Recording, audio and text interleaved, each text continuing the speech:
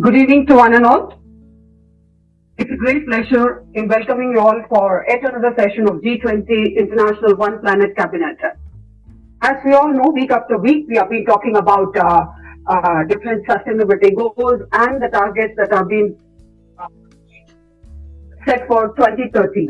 On that note, every week we have been talking about sustainable developmental goals, which are otherwise known as global goals, which were adopted by United Nations in 2015 as a universal call to the nation to end poverty, protect the planet, and ensure that by 2030, all people enjoy peace and prosperity. The 17 SDGs are integrated and they recognize that action in one area will affect its outcomes in the other. That is, the development must be balanced with social, economic, and environmental sustainability. The countries are committed to prioritize the progress for those who are furthest behind, and the SDGs are designed to end poverty, hunger, AIDS, and discrimination against women and girls. And the creativity, know-how, the technology, and the financial resources from all over the society is necessary to achieve these SDGs in every context. That is why these SDGs are a collection of ambitious, interrelated, integrated targets that aim to tackle some of the world's most pressing challenges, including poverty, inequality, climatic change, and environmental degradation.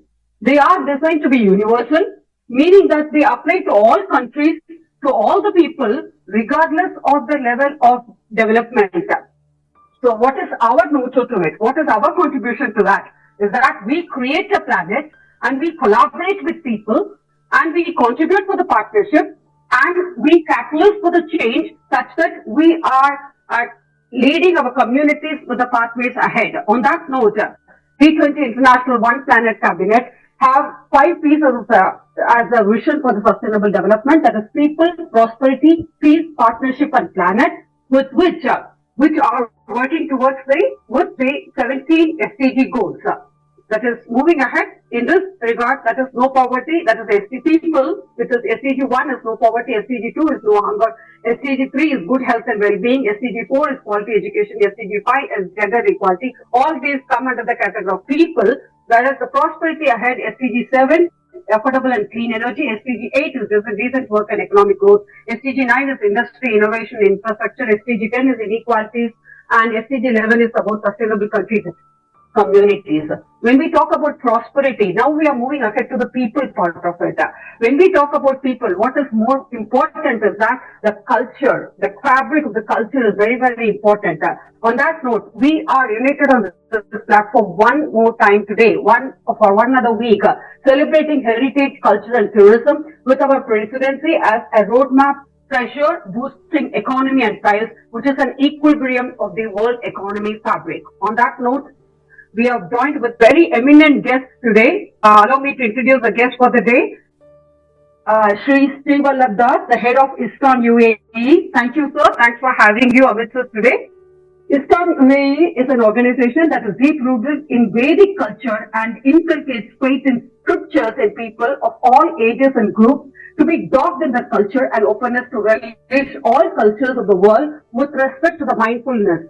Also, is a financial professional living in Dubai for over 4 decades.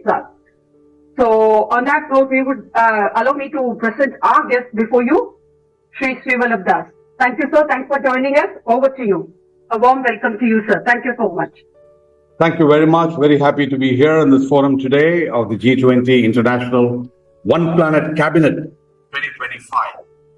I think we're talking about culture here.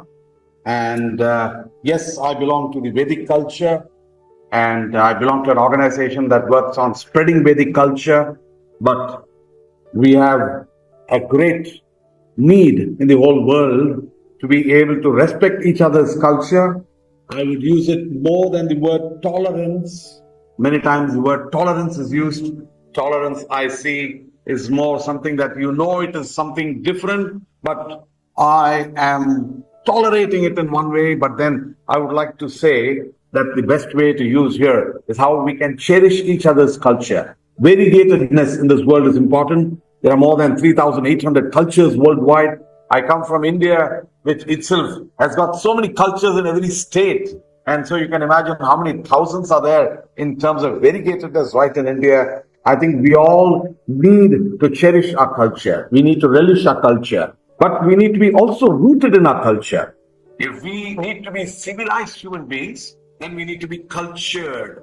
So that's very important. Culture is a way of life. Culture is a way of bringing decorum into how we do things.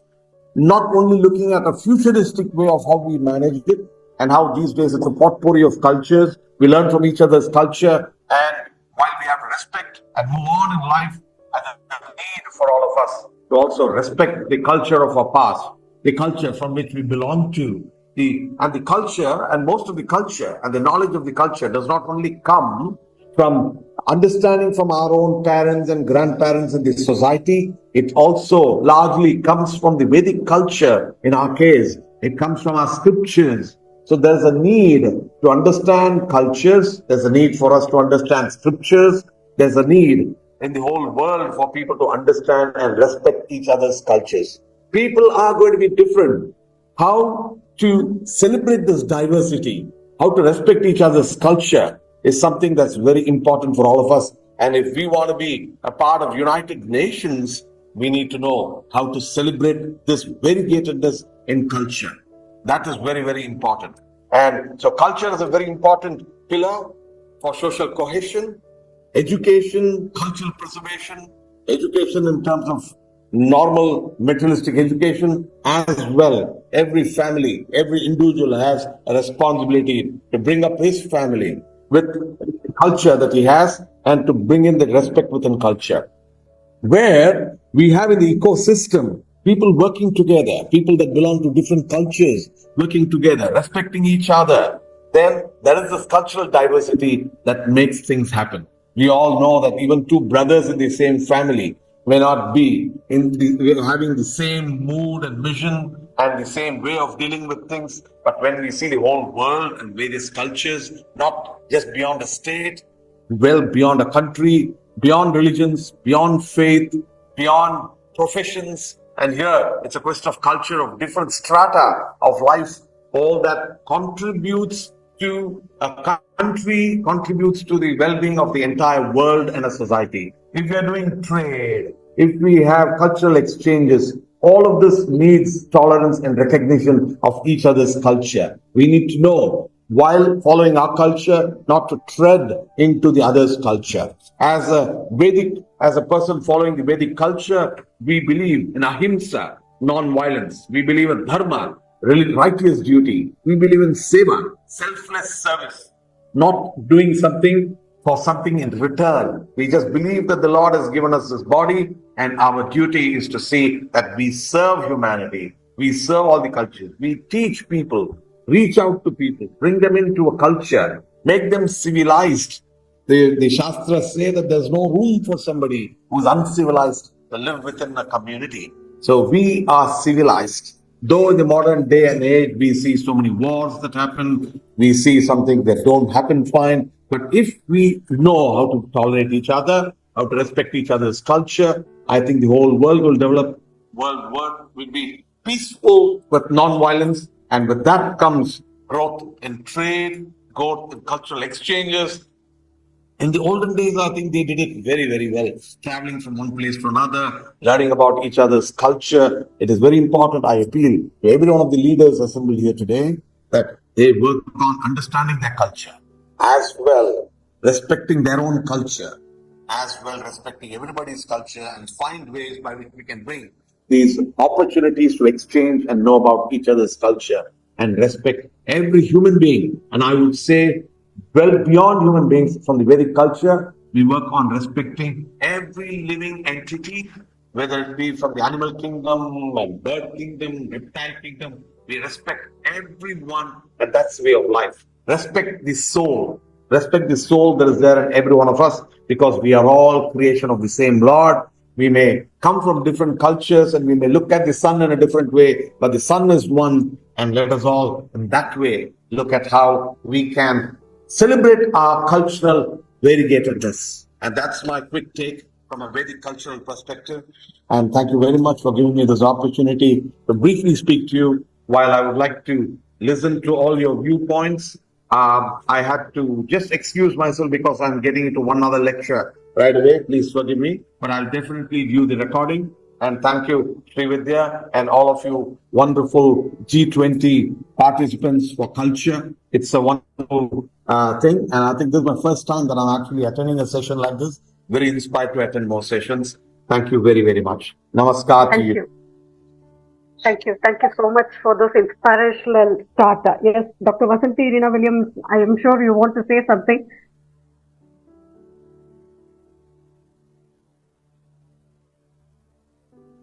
You are muted, ma'am.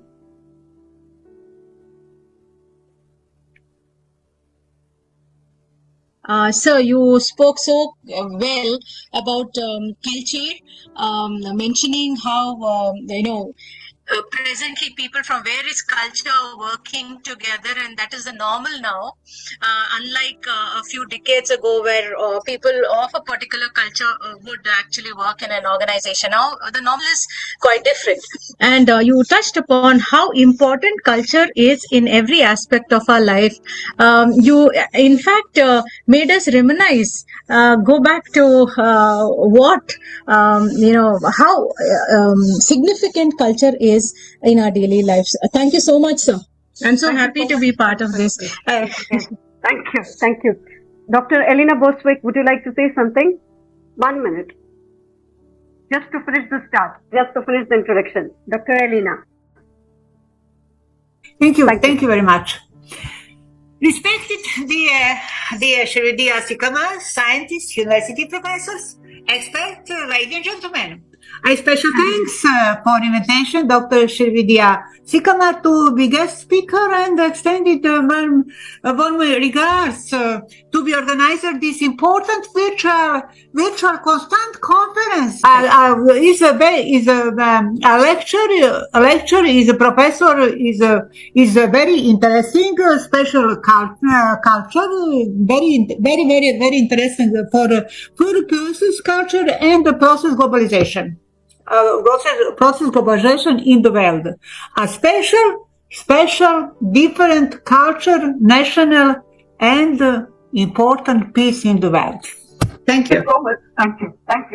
Thank you, Srividhya. Thanks for giving your first time. And it was a very, I know it's in the very last minute. I would say it's 11th hour notice to you, but still you made it just for the sake of us. Thank you so much. Thanks for your precious presence and your precious time. Really, thank you so much. Thank you. Moving ahead with our topic, yes, sir. Yes. Thank you. Thank you. Yes. Moving ahead with our topic, today we are talking about culture. Exactly.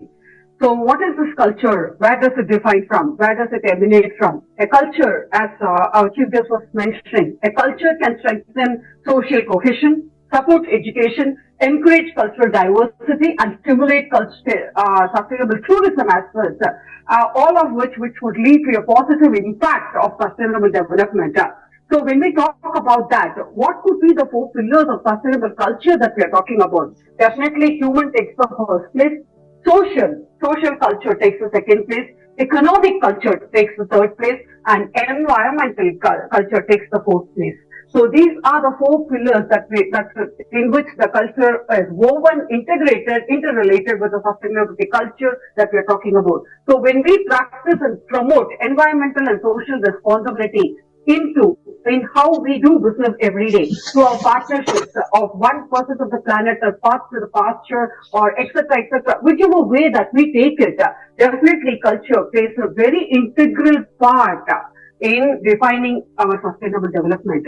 So it plays a central role in designing the organization of the progressive democratic system, or the sustainable development that we're talking about cannot be deemed as such without recognizing the pivotal role of the creative and the critical processes that are involved in it, which are deeply rooted in our social, economic, and political spheres. So, leaving aside, we cannot compromise on the human development that hinges upon the unfettered expression of the culture and its vigor, permeating social coexistence. So, culture encompasses a system of thought, language, knowledge, values, heritage, and art, through which the individuals, whether individually or collectively, manifest these through the humanity. So, it has its societal significance that extends beyond preserving the memory and constructing the individual with the pathways of community, religion, and the national identity. The culture represents as a very creative endeavor that enhances the human capacities to serve on challenges, navigate uncertainty, and leads us to the pathway or the pathways envisioning the future. On that note, we are gathered today with all our speakers who are going to deliberate on different topics. That is, a call to the nation, that is cultural diversity for the global economy, will be addressed by Dr. Preetha George. Welcome, ma'am. Welcome on the floor. Cultural rights for the global economy will be addressed by Ms. Mona Sawan and Dulum Delam and Jelena Boswick. Dr. Jelena Boswick. Thank you, ma'am. Thanks for joining us. Culture and public policies in the global economy is still waiting. Cultural education for the global economy, culture in times of crisis for the global economy, and culture and climatic action for the global economy will be addressed by Dr. Srividhya, ma'am. And last but not the least, the illicit trafficking of the cultural properties which vandalizes the global economy will be addressed by Jermaine Manazuli, who is yet to join, who is going to join us very soon. And re-return of the and the re-institution of the cultural property with the creative economy and the digital transformation enhancing the global economy. With strategic directions, embracing the culture and the tourism enhancing will be addressed by Professor Charles Eboria. Thank you, sir. Thanks for joining us, Dr. Vasantirina William, ma'am. Thank you, ma'am. Thanks for joining us. So on that note, may we take the forum to Ms. Neha, the host for today, the boss for today. Welcome. Let's all put our hands together to welcome Ms. Neha. Thank you, Ms. Neha. Thanks for joining us once again. So over to you, ma'am. Thank you so much. Good evening, everyone. Good evening, all the panelists, and good evening, Dr. Srividhya, ma'am, for giving yet another opportunity to meet for hosting the session. So, starting with the first speaker, Dr. Preetha Mary George. She is a distinguished academician with over 16 years of teaching experience and 7 years of research expertise. She is currently a professor in the Department of Physics at Dr. MGR Education and Research Institute, University, where she also serves as the Dean of the Student Affairs for the first-year engineering and technology students. Her research at focuses on ultrasonic and water quality monitoring systems. Dr. Preetha has contributed to the academic literature, co-authoring a book on Bayesian reasoning and Gaussian process for machine learning. In addition to her academic achievements, she has provided effective guidance to the undergraduate and postgraduate students in their projects. A very passionate advocate for the United Nations Sustainable Development Goals. She has been the speaker on SDGs and coordinated virtual conferences such as Isckon Energython and Isckon Environmentathon in 2023 and 2024. Let's all welcome ma'am for the today's session. Over to you, ma'am. Thank you, ma'am. Thank you, Neha, ma'am, for the wonderful introduction. And I'm very much thankful and grateful to educate Dr. Srividhya, ma'am. So, Srividhya, ma'am, for the first G20 one session, I was coordinating for the IGEN, if you remember. And this is the time when I got an opportunity to be as a speaker and for the today. Warm welcome to you, ma'am. Thank you, Srividhya, ma'am. Can I share my slides? Yes, you should be able to share. Yes, it's loading. Yes, ma'am. 1 second. We are able to see it, ma'am. You can go ahead. Yeah, I want to move the slide to the first slide. This is the last one.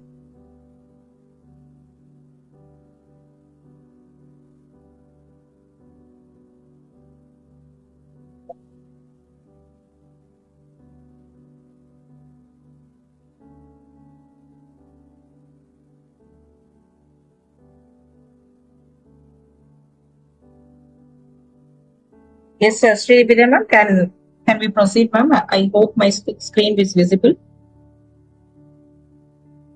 It's quite visible, and I think you can proceed. Yes, ma'am. Sure. Thank you. So, the topic which I have chosen for today is the 1.5 degrees Celsius, the tipping point for our planet's future.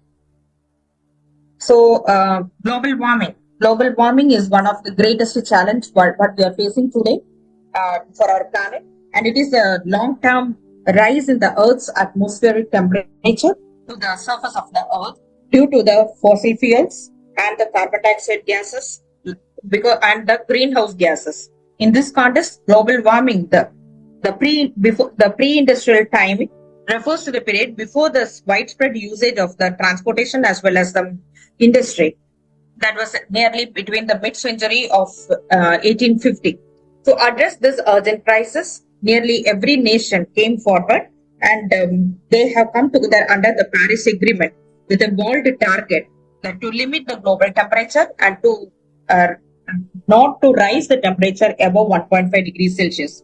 So why this 1.5 degrees Celsius? What is the crucial point of this 1.5 degrees Celsius? And who have set this 1.5 as a threshold temperature? Because science tells us that the risk of the human nature and the climate, everything will change above the 1.5 degrees Celsius. And above 1.5 degrees Celsius, there will be a complete change in the nature, which will affect the floods, droughts, heat waves, wildfires, and etc. So 1.5 degrees Celsius, that is the tipping point for our planet's future. It is very significant temperature. This temperature has been identified by the Intergovernmental Panel on the Climate Change, IPCC, during the Paris Agreement, and it is a critical limit to avoid the most catastrophic impacts of the climate change. Crossing this boundary, it could lead to the irreversible ecosystem damage and frequent weather events, rising the sea levels, and the severe threats to human health, food security, and biodiversity. So, in fact, if we look at what is happening around us, we can see that in 2024 there was a remarkable change in the climate, and we were moving towards the 1.5, above the 1.5 degrees Celsius. So, as it touched 1.5 degrees Celsius, you can see that in 2024 we have faced the extreme devastating floods, relentless droughts, searing heat waves, and uncontrollable wildfires. So this is where we are now. And the pre-industrial times, before the pre-industrial times, human activities were very limited, and there was no much usage of the transportation and industry usage, so that we were limiting our lives to 1 degree Celsius. And during the 1850, mid-century of the 1850, we have started wild usage of the transportation. The usage of the transportation lead to the usage of the fossil fuels, and the usage of the fossil fuels led to destroy the greenhouse effect. And now the temperature is tipping to 1.5 degrees Celsius, and the emissions are also rising. The carbon monoxide, all the greenhouse gases are been severe increase in the temperature. So what is global warming? It is the increase of the average world temperature above the certain limit, and certain gases in the atmosphere acts like a glass in the greenhouse, allowing the sunlight through to heat the surface, but trapping the heat as it radiates back into the space. As the greenhouse gases builds up in the atmosphere, the earth gets hotter. And this process leads to a rapid change in the climate, which is known as the climate change. And as we all know that, and this is like global warming, greenhouse gas effect, all this like we have studied at the 7th standard, 8th standard times. Greenhouse effect. The greenhouse effect is a natural process that warms the Earth's surface. When the sun's energy reaches the Earth's surface, some of the energy is radiated, some of the energy is reflected back, and some of the energy is absorbed. The absorbed energy warms the Earth's atmosphere and the surface of the Earth.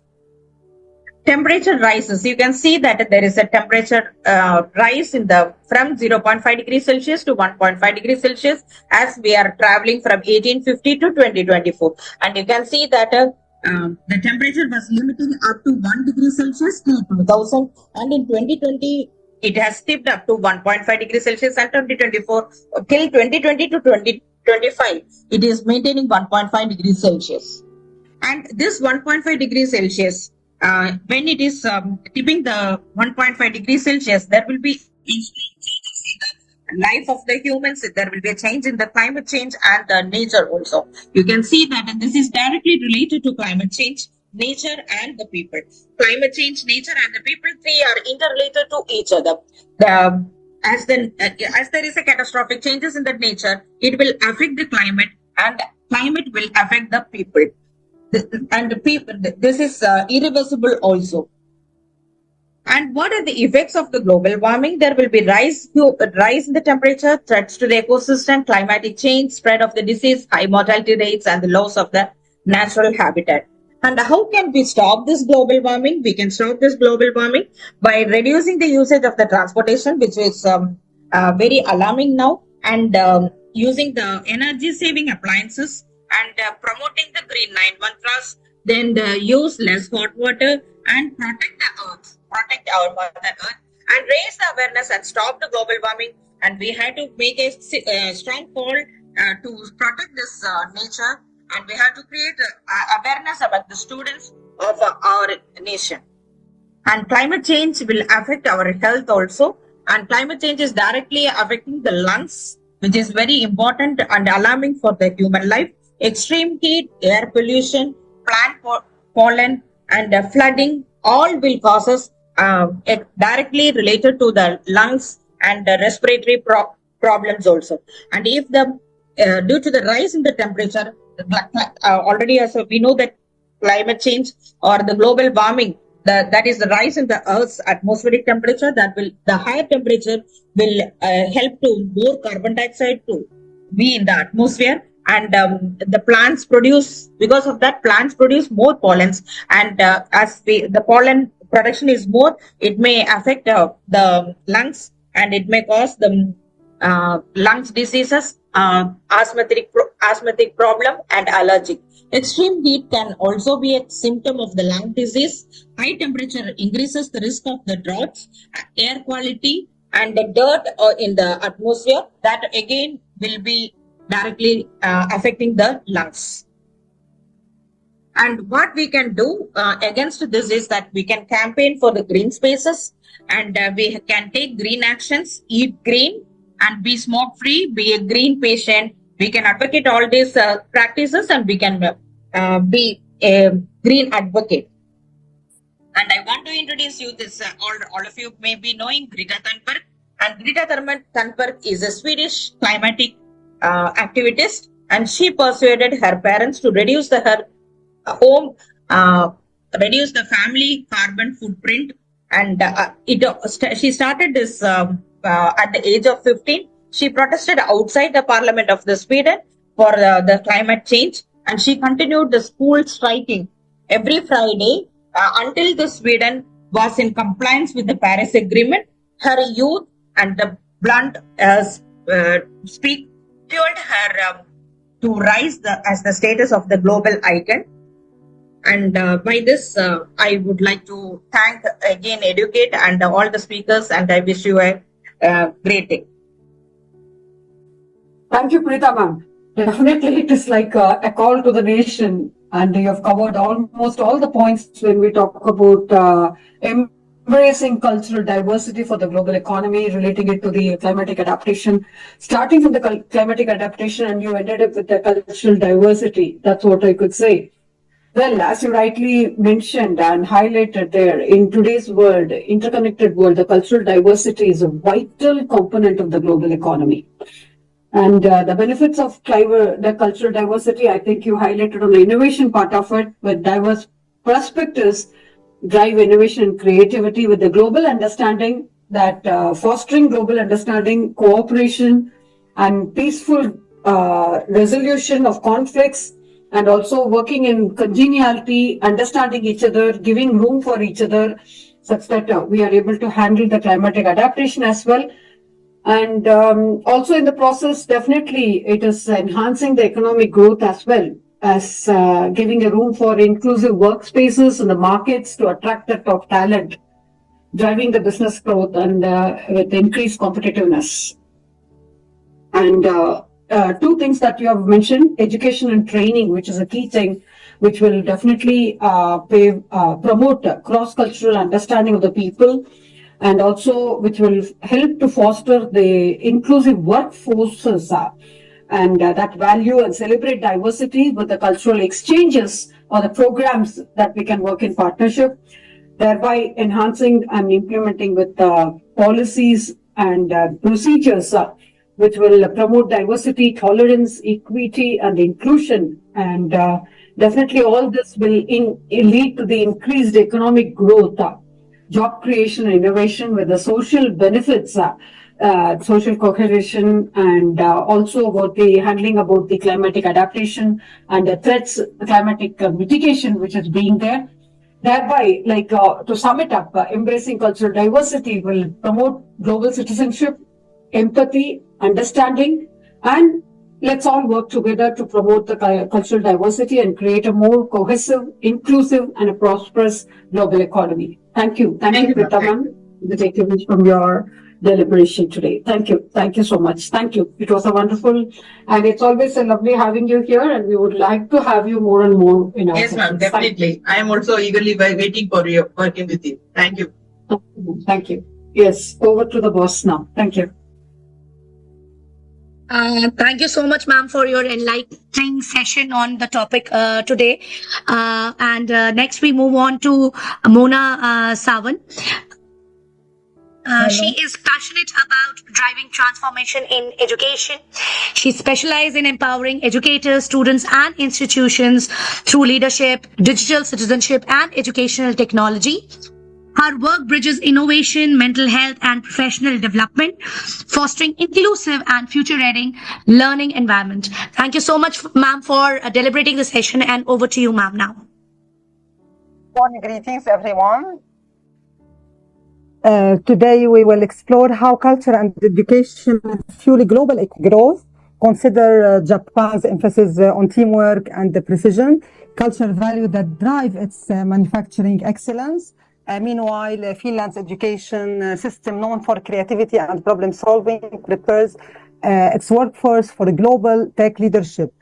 In an increasingly interconnected world, the role of education in preparing individuals for participation in the global economy has never been more critical. Culture and Education for the Global Economy explores how education systems can equip students with the skills, knowledge, and cultural awareness necessary to thrive in a competitive and diverse global market.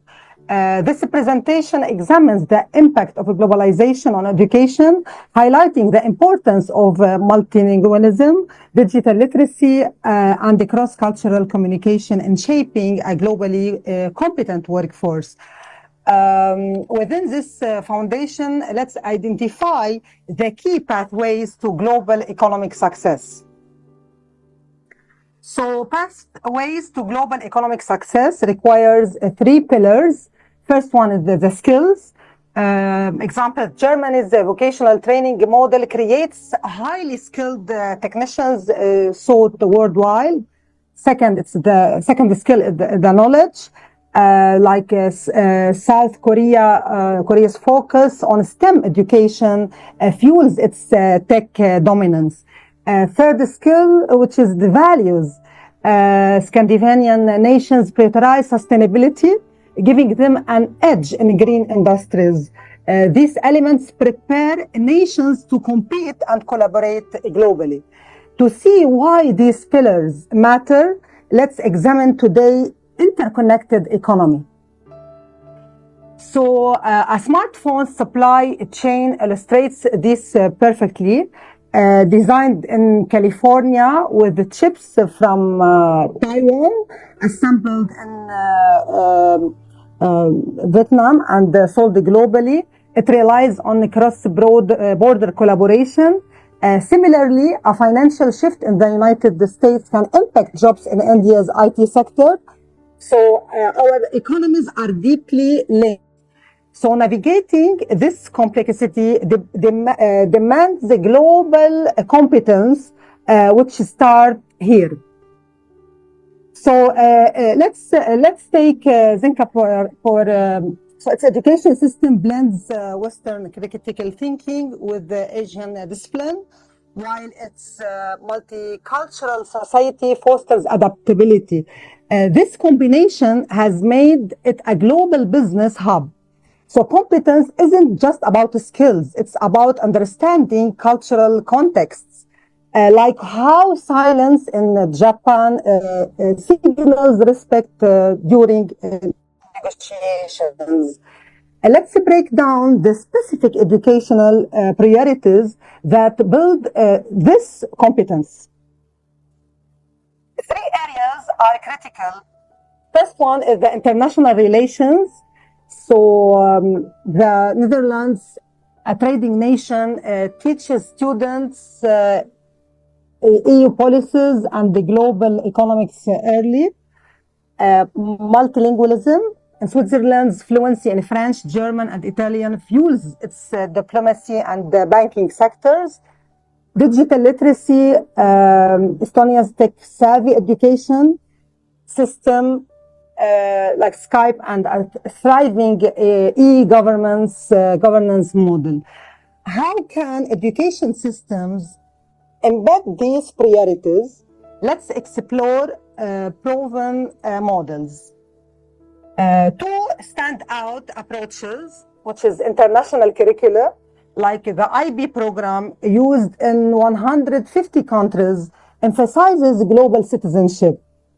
Exchange programs like Erasmus has connected over 10 million EU students, creating a mobile, culturally aware workforce. These models turn classroom into global networks. Technology accelerates these transformations. Here's how. Platforms like Coursera offers courses from Yale to learners in Rwanda, AI tools like Duolingo, tailor language lessons to individual pace.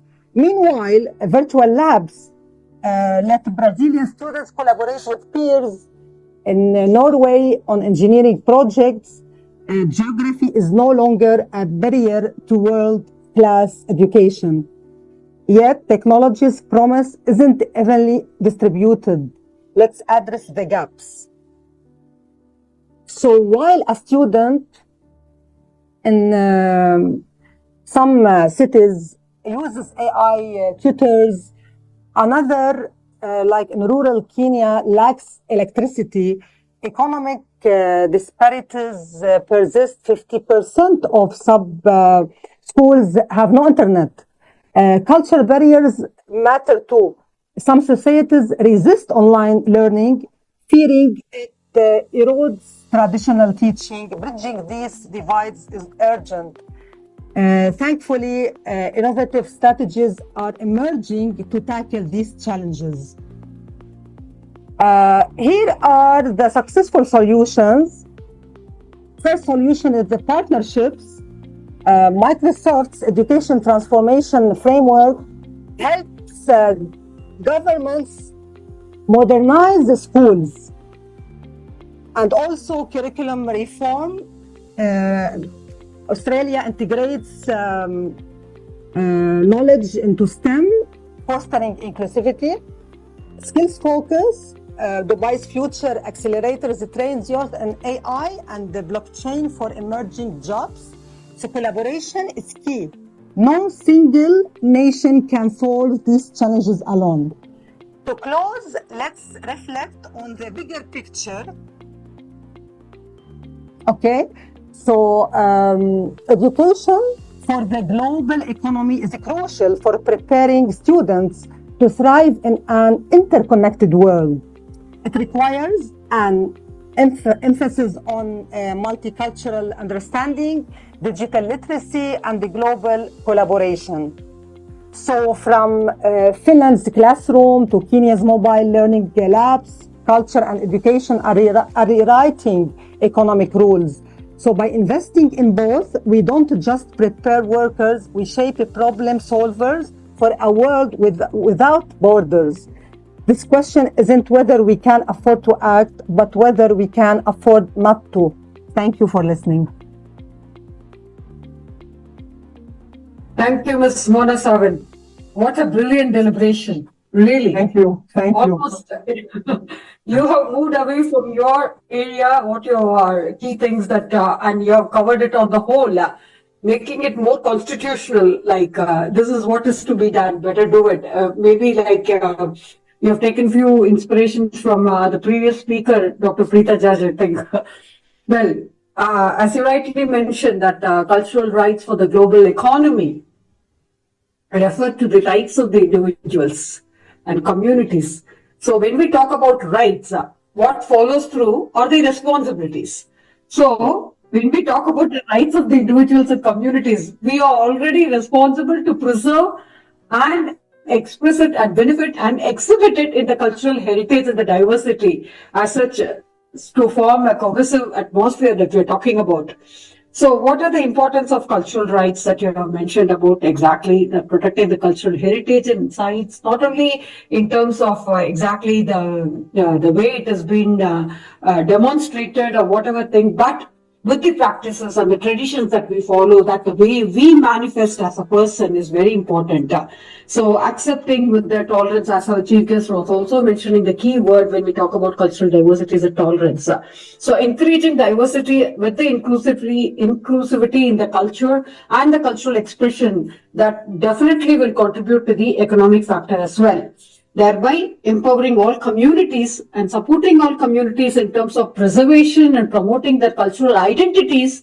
Thereby, what are the main challenges, as you rightly mentioned, the risk of cultural, which is called as homogenization due to globalization with the dominant cultural influences, and thereby protecting the intellectual properties, which is becoming a threat of in this modern trend, is definitely has to be looked into with the access of the benefit of the fairness, and also will due respect of acknowledging each one's participation, each one's presence in this planet Earth. Let's not think about this Earth is only for me and our culture and our community. It is for everyone. It is universal, such that we learn to live in cohesion and developing cultural industries as such, promoting and preserving the cultural heritage, thereby which will lead in future, if you want me to add on, it will lead to promote cultural tourism that will respect and benefit the local communities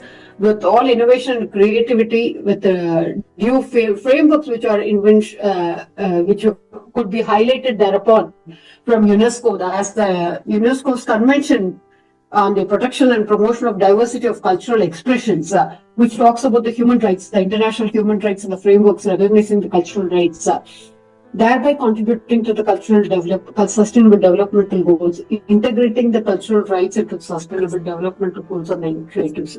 So definitely by recognizing and promoting these cultural rights along with the responsibilities, we can, as you rightfully mentioned, as an educationist, you say that the walls, if you're talking about the future education, or if you're talking about the education, it's definitely inside the four walls of the classroom. So definitely go and hit the exactly the iron rod where it has to be hit. So we'll be able to foster more and more inclusive and diverse, with the word citizenship, we'll be able to foster more inclusive and diverse global economy that we're talking about, and values and respect that we are expecting to give adherence to the cultural heritage and diversity involved in therein. Thank you, ma'am. Thank you so much. Thank It you. was great presence. It was a beautiful deliberation. Thank you so much. Thank you. Right. We move next to, yes, sir. Yeah, I know, Ms. Neha, my boss. She's going to Go to Ms. Dr. Elena Boswick now. Thank you very much. Good evening. Good evening, Dr. Elena, to our yet another session. She is an academician of IRASA. She is full professor, university advisor to the president of Belgrade Metropolitan University, Belgrade, Republic of Serbia, and director of IRASA Institute in Belgrade, Republic of Serbia. And she's having 110 masters and master thesis, mentor of 780 graduate thesis, author and co-author of 720 scientific papers published in reference journals, numerous books and studies, over 10,000 created wheat hybrids according to the leaf rust pathogen of wheat. She's a regular member of Metica and IRASA 2080. Professor Jelena Boswick is a full professor at the university, advisor to the president of Belgrade Metropolitan University, We welcome you all, ma'am, for today's session, and over to you for deliberating today's topic. Thank you very much. Thank you very much. Good evening, respected dear Srividhya, Sukumar, scientists, university professors, experts, ladies and gentlemen. I owe special thanks for invitation, Dr. Srividhya Sukumar, to be guest speaker and sending my warm regards to organizer of this important future international conference in the process of globalization in the world. I'm a professor, university professor, and business science, much decades, much work. My topic today, the impact of globalization, procession and the development of higher education, global economy, tourism, the climate change in the relationship. The globalization of education processes leads to certain unification of education, which made that unification and standardization of educational objective of didactic technologies recommended for their use in view their effectiveness of national criteria for evaluation.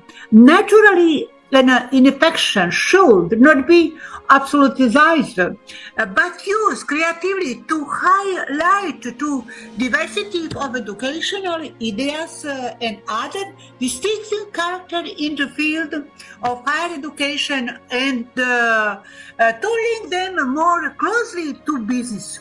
Educational change in higher education, I think, plays at a much greater pace today than they did to 20th century. This is caused by the increased dynamic of processes in the modern world in their inevitable impact of education. Relevance as a requirement for a true educationally contained cause condition for rapidly occurring changes also in pedagogical technology in didactic means. This poses a certain challenges for teachers in higher education institution to be familiar with the applied current trend in European and world education.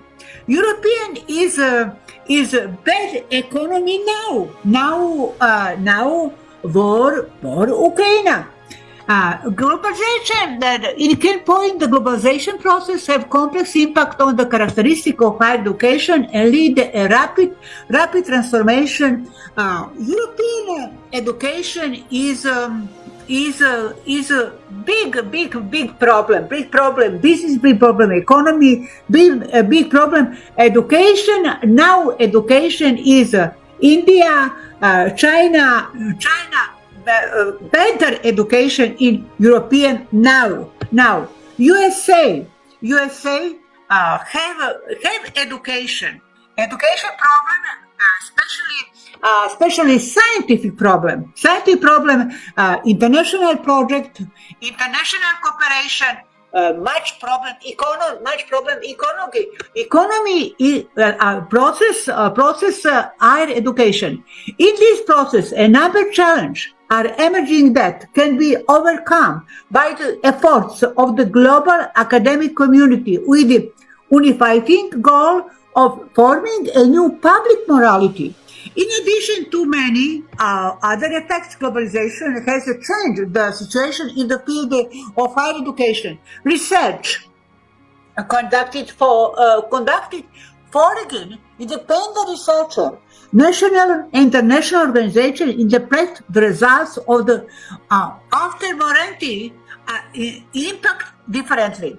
Everyone agreed that the impact of the globalization of higher education and thus knowledge is significant. However, there are differences in the interpretation of the effects. For some, they are positive, for some negative, and most often is a matter, and simultaneously noticing good and bad aspects. Objective researchers and studies conclude that thematic action is necessary to regulate the field of higher education in the global level. Knowledge as well, a power is unfairly distributed among the countries of the world. Basically, apply acknowledge that most development countries in the world have enormous wealth and dominant wealth economy, especially new technology, artificial intelligence, logarithm, etc. Much technology, importance education. At the opposite pole, vast majority humanity lives in poverty and misery, which does not have the capacity to bridge the development gap on its own.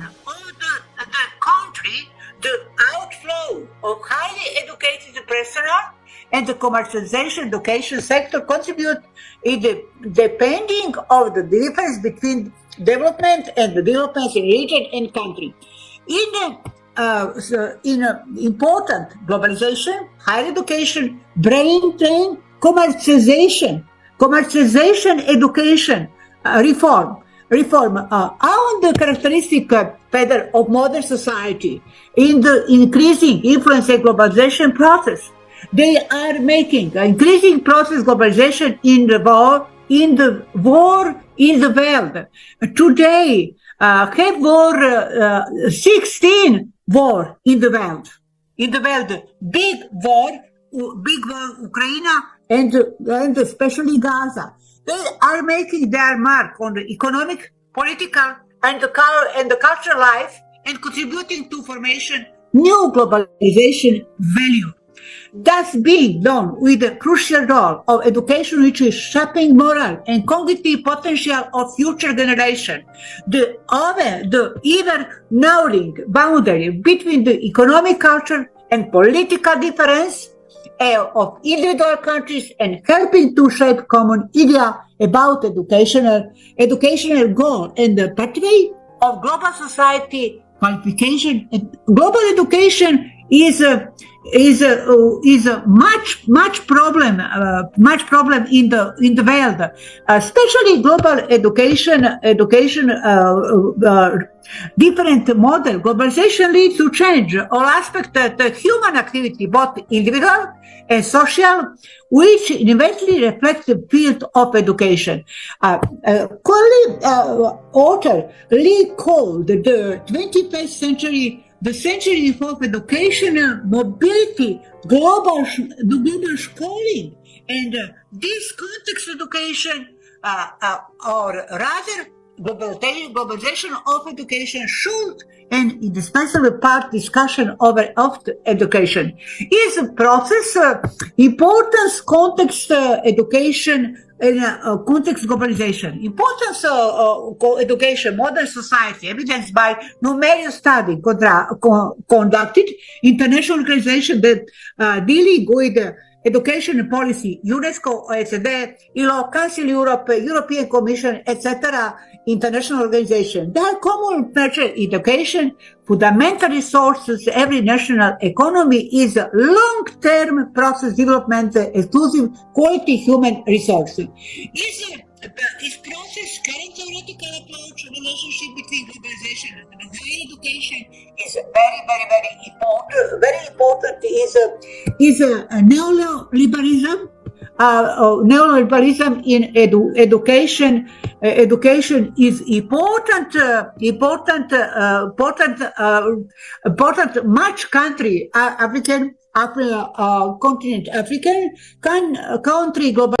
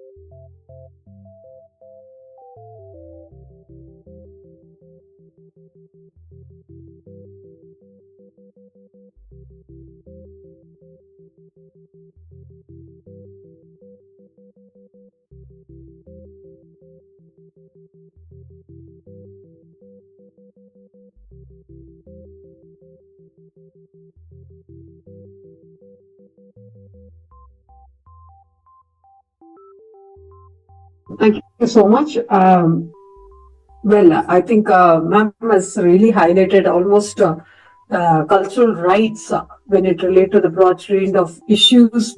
First, highlighting the issues like expression and the creation part of it, including the diverse material and the non-material forms of any form of art or education or anything that they're learning about, with information and communication, language, identity, and belonging to the people of our diverse and changing communities, of their shared cultural values, which is really inflicting, though ma'am was highlighting on the higher education part of it, on the whole, it is affecting the education part of it, with the specific world visions of the pursuit of the specific ways of life. And what is required is education, training, access to the contribution, participation of the cultural life, and the conduct of the cultural practices, with the enjoyment of the cultural in its tangible, intangible, natural, mixed manifestations. Because these cultural rights protect the rights of each person, individuality, and community, with each other, as well as with the groups of people, to develop and express their humility, their world view, and the meanings they live in their existence and the development through any beliefs that they have with the conventions, the language, and the knowledge and the art and the institution. There are different ways of manifestation which are related to it. Definitely, ma'am, we do agree with that. So we're talking about the cultural life when it comes to that. All those key highlights that you have highlighted from UNESCO's Article 15, that is International Covenant of Economic, Social and Cultural Rights, with the Committee of the Economic, with the general comment on number 21, also with the scope and content of its right, as it's highlighted there with the Article 27 of the Universal Declaration of Human Rights, and also the social cultural rights and the right of protection of moral and the material interests, and resulting in any scientific and the literary artistic protection, which is there, which is with Article 27 of the Universal Declaration of the Human Rights and Article 15 of the International Covenant of the Economic, Social Rights. So definitely we will take everything into account as such, and finally, you are called to the people with the non-discrimination principle of enshrining the large number of international legal instruments constitutes the important legal base of the mandate. So we will agree to that, and definitely, if all these are more interlinked as such, whatever you have mentioned, though your quotations are directly from the source, we do agree that they are more interlinked, and how well we will be able to integrate to the cascading to the different systems which are to the state, district, and the local community and the different country that is involved in it. That's where the key challenges that we are going to face through.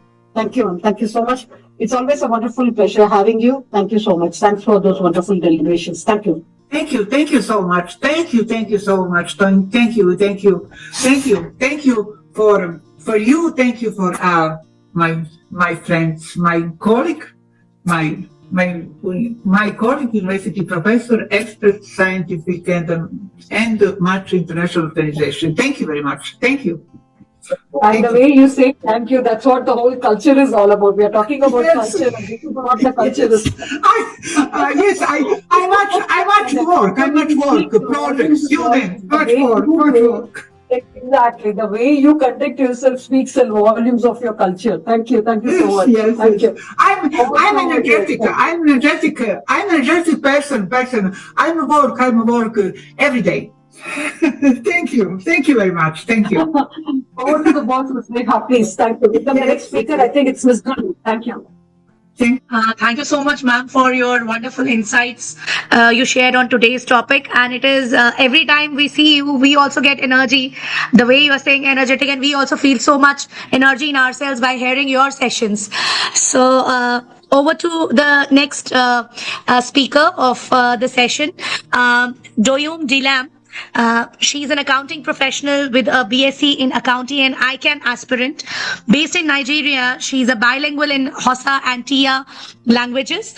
She currently works with NIFA Maru Foundation as a finance manager, leveraging skills to contribute to the organization's mission and goals. We welcome you all for today's session, ma'am, and over to you, ma'am. Ms. Diyum, hope you are ready to present it. Yes. Yes, I'm ready. Yeah, you're ready. Please go ahead, Ms. Diyum. You have your presentation? You can share your presentation. Okay. So, honorable delegates, esteemed colleagues, and global partners. So today we gather to address a critical issue yet often overlooked dimension. Discussion about the sustainable development, and I am looking at the topic cultural rights for the global economy. So we're going to be looking at the cultural rights for our global economy, and I am going to be dwelling on the Nigerian cultural rights. Like I said, my name is Doyum. I am from Nigeria, and I will look at some of the cultural rights. Cultural rights are essential components of the human right, ensuring that communities preserve, express, and benefit from their heritage in a globalized world. So the importance of the cultural rights in the global economy, we're looking at in the global economy, the cultural right, we have benefited from it in so many ways. It promotes inclusive growth. We look at how the culture has been promoting the growth of our economy, and the cultural heritage attracts tourism. Through this culture, we attract tourism to our country, and through this cultural right, our countries generate revenues from this culture because other people find it interested to come to our country, to come to Nigeria, to come to the northern part of Nigeria where I am from, to learn about our culture, to learn about our way of life, the types of food we eat. And so it helps generate revenue. And this cultural right, it fosters innovation. So I will give an example like the indigenous practice, the Hausa textile. The Hausa people, they are known for textile in my country. And so the thief culture as well, like I said, I'm a bilingual of Hausa and thief language. So the thief culture are known very good for agriculture. So Nigeria, the Benue state is known as the food basket of the nation. So as the food basket of the nation, through this cultural right, we produce diverse types of food. We can find all the varieties of fruits, the beverages, the seeds, the legumes. Name them: the yam, we have the cocoa yam, the cassava that we use, the nuts, the cowpea, the groundnut, we all find them in our country, Nigeria, Benue State, to be precise. So this cultural right. So let me also look at the Hausa people. They also deal in commerce, the economic contribution, the textile. I've already said that, and we also have some challenges.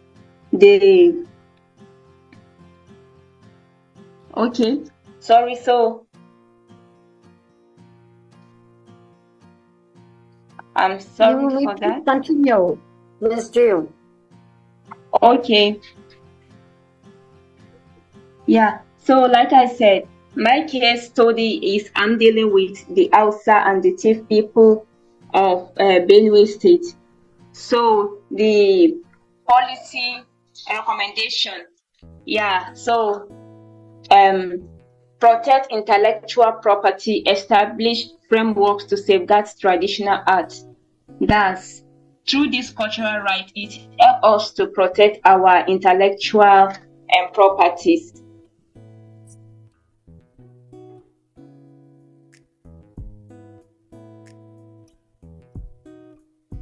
Ms. Jill? Ms. Jill? Might be the network. Yeah, okay. Okay, we have lost Ms. Jill there. She was very clear in her deliberation with the cultural considerations of the cultural values that shaping the way of life, basically, with the economic development and what they have and the normal livestock that we're talking about. The way of life that she was mentioning, though she was unable to complete what is the thing is definitely even that really contribute to managing the balancing the cultural diversity, which is a key risk of cultural homogenization. And addressing these powerful imbalances definitely with in the diverse cultural perspectives and shaping up the public policies and policymakers will make it more effective, including the global economic policies to respect and promote cultural diversity, irrespective of their origin, their nationality, the way of life, or whatever thing. It's all in the key hands of the policymakers who are into that. And definitely, I think we all heart, mind, and soul together to improve these standards of living for them, and we should really contribute to that. And our sessions will focus and influence categorically on these aspects now, with our due focus on the rational into those areas. Thank you. Thank you so much. Moving ahead, Ms. Neha, can we welcome the next speaker, dear? Good evening, Dr. R. Shri Pramila. Dr. Pramila has 21 years of experience, and her area of specialization is queuing theory, differential equations, application of mathematics, operations research, and she's presently working with Sri Eshwar College of Engineering, Coimbatore, and her topic for deliberation today is culture for climate action for the global economy. We welcome you for today's session, ma'am, and over to you. Welcome, Parimla. Hello. Okay, we'll take the next speaker. If ma'am is not there, Vasanthi ma'am, should we go ahead with you? Yes. So Ms. Neha will come back to her again, and then we can invite Dr. Vasanthi now. Good evening, Dr. Vasanthi ma'am, and yet again we are seeing you for yet another session, an engaging session with you, and we can see that all the sessions which we have with you till now for G20 International One Planet, you're presenting all the thought points, and you give us also the food for thought. So a very distinguished educationist with experience in admin and academic spanning 3 decades, and and she has an areas of research for supply chain and logistics, research methodology, and cross-cultural enthusiast and a promoter of cultural diplomacy. And that's what we are talking about today as well. We welcome you, ma'am, for today's session. And over to you, ma'am. Yeah. Thank you, ma'am. Thank you. I could see Parimala ma'am here. Parimala ma'am, you will be able to present after Vasanthi ma'am. We invited you since we were not maybe like My network is not proper now. Yes. Afterwards, Vasanthi ma'am presentation, I will be presenting. Thank you. Thank you. Thank you so much. Vasanthi ma'am, thank you for that. Please go. Thank you. Yeah. Thank you so much. I have a little different take on this. I'm talking about slow madism, and this I understand has been the talk by many of the organizations as well. And I thought that I can link it with SDG 3, SDG 10 and SDG 11. And that's how I brought this topic in. And basically being a student of management, our thought process moves that way. And so that basically I'm talking about strategic decisions, embracing culture and tourism. And in fact, I got this topic from another professor as we were having deliberations, and that's how when we had this culture come in, I thought this would match the session's pointers. So the new travel and work culture is what slow madism is all about. Just for people who are already aware, fine, but those who find, because we have people from the science background and engineering background, probably they might find this new. So the slow madism is a concept which includes both someone who travels slowly, meaning they don't not like regular travelers who travel. We get a visa, we travel for a week or 10 days and then return back. We are quickly moving around and then looking at all the cultural places or tourist attractions and then coming back. But a slow mad usually stays. The difference is that a slow mad usually stays for a period of 6 months or more in a place. He or she understands the concept very well about their culture. He or she doesn't stay in the regular tourist places, but lives along with the regular the locals and understands their way of living. So that is one.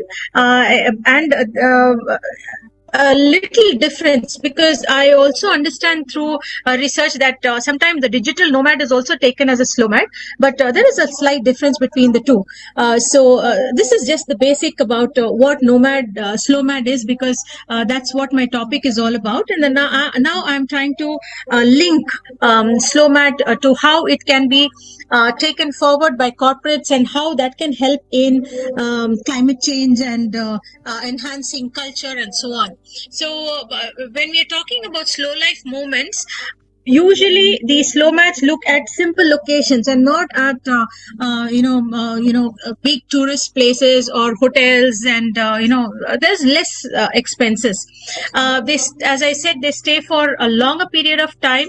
They appreciate the culture, and they at the same time they also accomplish their job responsibilities. Like, because after COVID especially, the use of technology has just blown up, and in fact education never stopped because of COVID.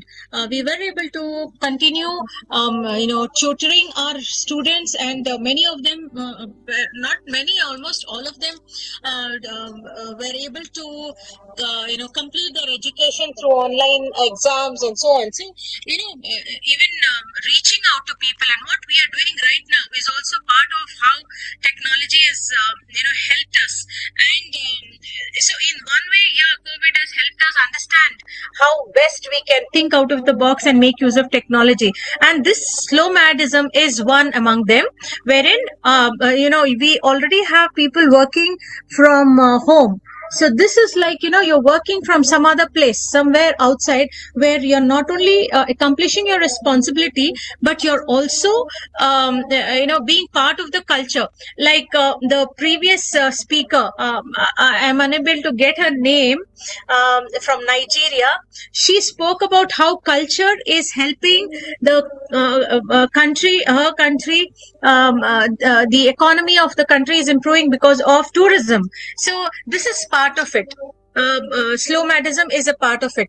So these are the advantages that I was able to capture. One is it's environmentally friendly because it does not involve that rigorous travel. Like everyday morning, I leave home by my college institution is not very far away.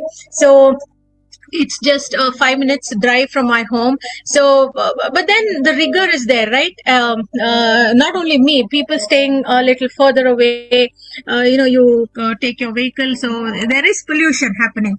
But here you do not have to commute and run anywhere, so that way it's environmentally friendly. Secondly, it is less stressful because you don't have to worry about expensive clothes and dressing. Usually slogans, even the digital nomads, they don't carry too many things with them.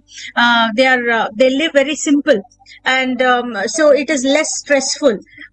Thirdly, because especially women, not only women, I know my own brother, how long he takes to dress up. So the perfume or everything, right? I'm sure you'll agree. Then the kind of vehicle we require, competition over that. Even the regular handbag.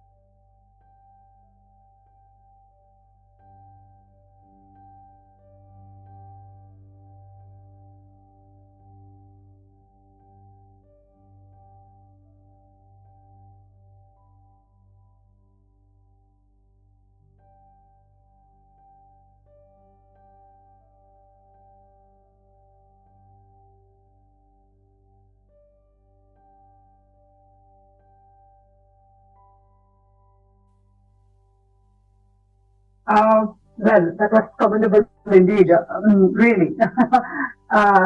Vasanthi ma'am, first thing what I was thinking is, I was thinking like, why nobody is taking up this point of tourism, connecting culture and tourism. They are so interlinked actually. So far now we have been talking about so many things like congeniality and accepting world citizenship, living, in coherence with tolerance and everything. We are talking only about the ecosystem, and the major catalyst of the ecosystem, what I thought is, when we talk about culture, the final outcome, it should actually, if you're talking about any progressive end or the progressive outcome, it will inflict or it will influence only the tourism industry. So far, like all the before speakers, they didn't talk about it, and thanks for highlighting that in your deliberation. Thank you so much. First, Thank you. Second thing, the innovative aspect of it. When we talk about tourism, again, people will talk about taking, the normal modes of transport. What I mean is whether it is airways or waterways or whatever thing, and going to the other places, the religious places, and learning from them. The learning takes place, the adaptation takes place, respecting takes place, everything. But from where did you get this new idea of slow madism, which is definitely, I think so many people have got them in accord, like starting from Vasco da Gama age. Definitely, we have to take him into consideration, though it has been changed that Vasco da Gama did not discover America. But still, I think we should take that into consideration starting from that age. This slow madism has been in process as such, whether it is Vasco da Gama or Adi Shankaracharya or anybody for that matter, if we take into account even Srila Prabhupada, who has really gone ahead into different countries talking about Hinduism and other things. And definitely, like it has to be really thought about. People have to be really, and the modern trend, Sadhguru moving in a bike across the countries, definitely all these things we do have instances which we can see in our daily life, and it has to be considered. And leaving aside, not compromising on the other things, what you have highlighted is, the main thing is when we talk about the slow madism and other things which we're talking about when it comes to the tourism, the main thing is working in convenience, respecting each other. So when we know to respect each other, first of all, then we will know exactly what is required, and then I will have a paying heed. I will listen to you. I will understand that you are trying to say something, and I will look into you, and I will try to learn from you. Learning, exactly, the process of learning really happens. Exactly, putting with the keynote of empathy there, putting ourselves in others' shoes, and as we live in UAE, in a Muslim country, definitely with due adherence to the Ramadan time and pray hours of 5 times in a day, everything is being considered with due adherence. And whole, as you related to the corporate world, here it is more related in the corporate world, the business stops. Official hours and official meeting stops for the prayer hours. So these things have to be considered. Whereas in other countries, it is not actually happening, especially in our country, it's not happening. It becomes a mockery, or it becomes a question of, it has to be really thought about from our perspective of it, and people should know exactly, well, this is what we are. And as a saying it goes, when we are able to compromise on self, we will be able to compromise on anything.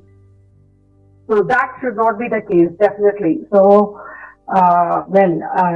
beautiful deliberation, ma'am. Definitely, you've touched almost all the points which are key there, and exactly, like it plays a significant role in talking about the global economy as such. And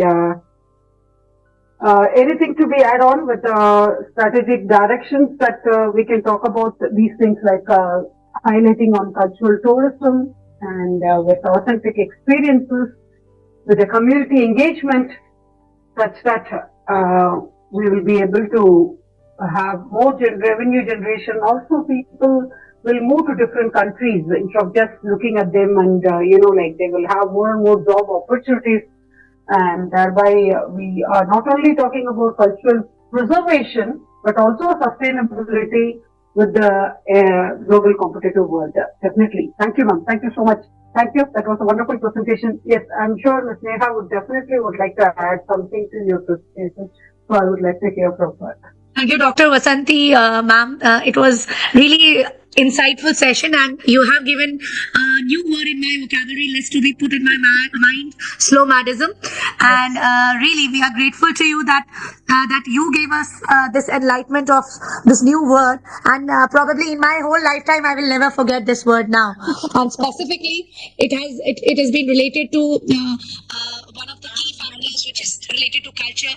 So thank you so much, ma'am, for your insightful session and bringing this important concept into our lives today. Thank you so much, ma'am. And you're from the HR background, I guess, as I remember.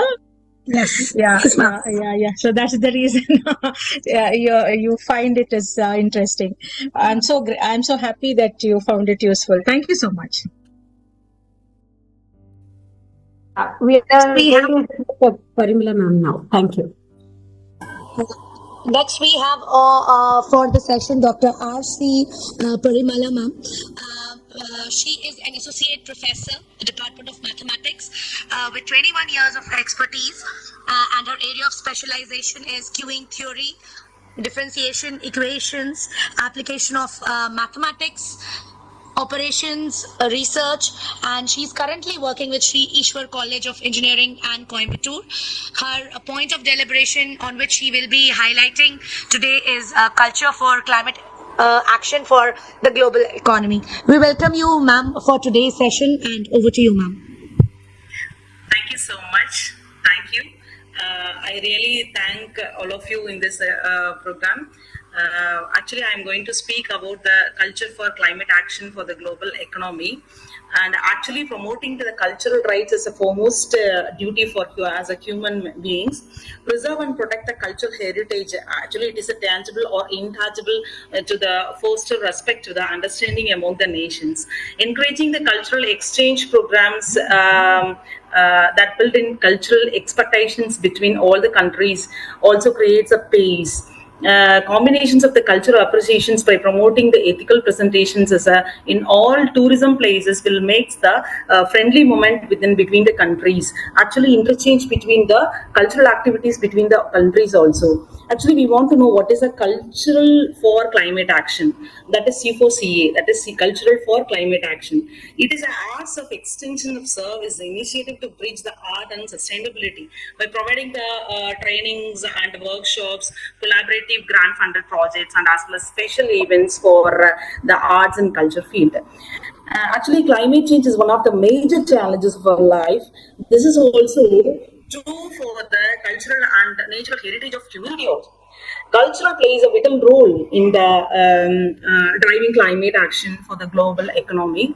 Also, culture is a key nature for adapting the climate change also. By incorporating the cultural properties of practices into the climate policies and initiative the societies, it can create a more and more impact in between the peoples also. Actually, cultural views involving with the inspire new ideas, challenging the forthcoming approaches, and it will encourage the diverse voices in climate governance also. Action must come from first and foremost governments, cities, regions, some business partners, and as well as investors. Everyone has a role to play effectively in this point, right? And the building more sustainable global economy will help to reduce the greenhouse gas emissions that cause climate change. By recognitions and leveraging the power of cultural societies can create a more holistic and effective response to climate change, leading to the more sustainable and equitable global economy within the countries, and it will preserve our earth also. And we want to see the climate-based views according to the cultural base, right? So first point is the social changes that we want to make some points. We want to take some points to the peoples, that we want to give the inspiration to the peoples according to the cultural, and as well as it can be moved according to the climate needs, right? So next thing is challenging the status climate policies, right? And the next one is empowering the peoples and protecting the heritage between them, right? And as well as integrating the climate action into the economy side, right? And also promoting the sustainable consumption and production also. Next the point I want to highlight here is the combination of all the three things. First one is environment, next one is culture, and next one is economy. All the three combination can give the more effective sustainable to our all countries, right?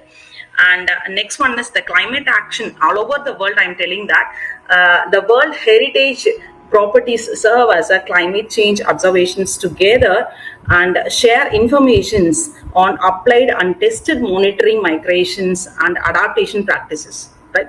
The global network of World Heritage also helps to raise the awareness on the impacts of climate change on the human societies and cultural diversity, biodiversity, and as well as ecosystem services and the world's natural cultural heritage. And stepping sources, I have thought that what are the stepping sources towards the climate along with the cultural changes. I want to highlight some more points. The first point I want to tell that the cultural education for sustainable behavior.